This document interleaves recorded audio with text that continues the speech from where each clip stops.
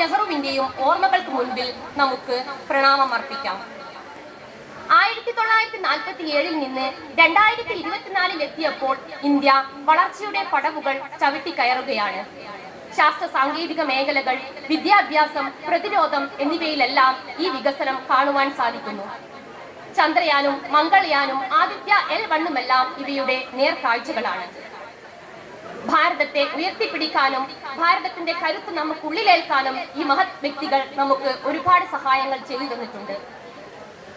ഇന്ന് നാം അനുഭവിക്കുന്ന ഈ സ്വാതന്ത്ര്യം അനേകം പുണ്യാത്മാക്കളുടെ ജീവത്യാഗത്തിന്റെ കഠിനാധ്വാനത്തിന്റെ ഫലമാണെന്നത് നാം ഒരിക്കലും വിസ്മരിക്കരുത്.